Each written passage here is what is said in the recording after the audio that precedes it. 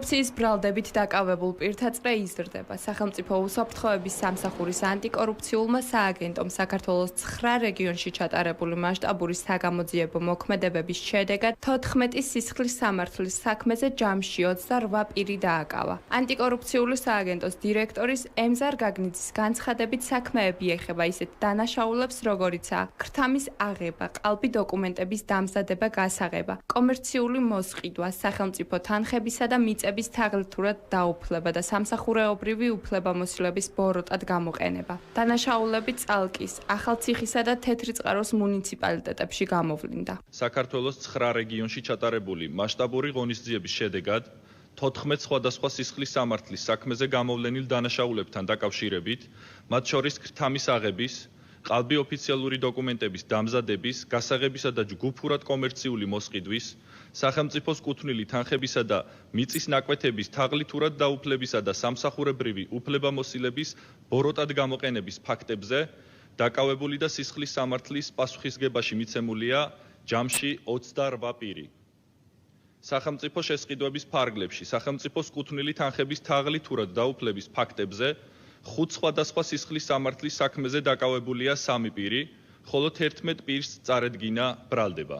გამოძიება მიმდინარეობს საქართველოს სისხლის სამართლის კოდექსის 180 მუხლის მეორე ნაწილის A და მესამე ნაწილის B ქვეპუნქტებით, 196 მუხლის პირველი ნაწილით და მესამე ნაწილის B ქვეპუნქტებით, 221 მუხლის მეოთხე ნაწილით, 322 მუხლის პირველი ნაწილით, 328 მუხლის პირველი ნაწილით, 341 მუხლით და 362 მუხლის მეორე ნაწილის B ქვეპუნქტით. სახელმწიფო უსაფრთხოების სამსახურში გამართულ ბრიფინგს ეხმიანებიან ოპოზიციონერი პოლიტიკოსები. პალტრანიუსთან საუბარში ისინი აღნიშნავენ, რომ ფული ბიზნესიდან მერიებში დასაქმებული ადამიანის ჯიბეებში უკვე წლებია მიდის, თუმცა ამაზე სისტემა დიდი ხანი დუმდა. ქართული ოცნების ოპონენტები არ გამორიცხავენ, რომ მსგავსი კორუფციული საქმეების გამო რიგი მაღალჩინოსნების პასუხისმგებლობის საკითხი დადგეს. ბრიფინგმა კიდევ ერთხელ დაადასტურა კობახიძის საწინააღმდეგო, ანუ ის რომ კობახიძემ დაამარცხა კორუფცია, მაგრამ სინამდვილეში ქვეყანაში კორუფცია კვლავ არსებობს. ბიძინა ივანიშვილმა შექმნა კორუფციული სისტემა ქვეყანაში და ვინც არ უნდა მოვიდეს პრემიერ-მინისტრი ამ სისტემას ვერ დაშლის, იმიტომ რომ ივანიშვილს სურს რომ კორუფცია იყოს ქვეყანაში, იმიტომ რომ ამ ასე ვთქვათ შავ ფულზე დგას ძალაუფლება დღევანდელი ქართული ოცნების. საქართველოში კორუფციის პრობლემა არის სისტემური და ქართული ოცნება მას არათუ არ ებრძვის. არამედ თხემით ტერფამდე კორუფციაშია გასული. მართლობის ყველა რგოლში, აბსოლუტურად ყველა რგოლში კორუფცია არის ცხოვრების წესი. ამით სულდგმულობს მთელი საქართველოს საჯარო მართლობითი სისტემა. გენერალური პროკურორი 2025 წლის ანგარიში პარლამენტის წინაშე საგანგაშო რიცხვები არის გამოცხადებული, რომ საქართველოში უკანასკნელი წლების მანძილზე კორუფციული დანაშაული არის მზარდი. სისხლის სამართლებრივ დევნაში მიცემული არის 125 პირი. ამ 125 პირიდან 82 არის საჯარო მოხელე. ის რასაც ქართველი ერი ყოველდღიურად სუსის ბრიფინგებიდან გებულობს, არ არის კორუფციასთან ბრძოლა, არამედ არის კლანური გადანაწილება.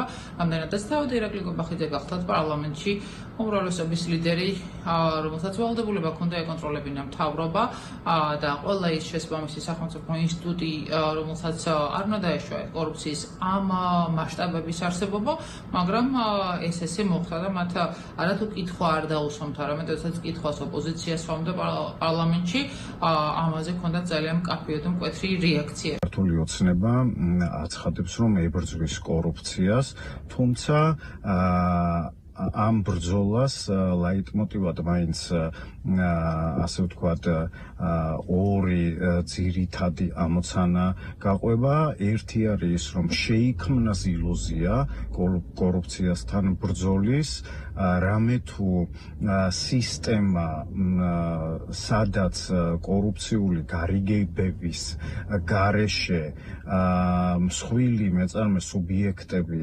ვერაფერს ვერ გახდებიან, ჩამოყალიბებულია და წახალისებული არის ქართული ოცნების ხელისუფლების მიერ და მეორე აქვე აღსანიშნია რომ ამ პროცესით მიმდინარეობს გავლენის სფეროების გადანაწილება. ოპონენტების ბრალდებების ფონზე სახელმწიფო უსაფრთხოების სამსახურის ანტიკორუფციული სააგენტო აცხადებს, რომ კორუფციული დანაშაულის გამოვლენისა და პრევენციისთვის ბრძოლა გრძელდება. სააგენტოს ცნობით განსაკუთრებული ყურადღება ყველა სახის კორუფციული რისკების შეფასებასა და აღმოფხვრას ეთმობა.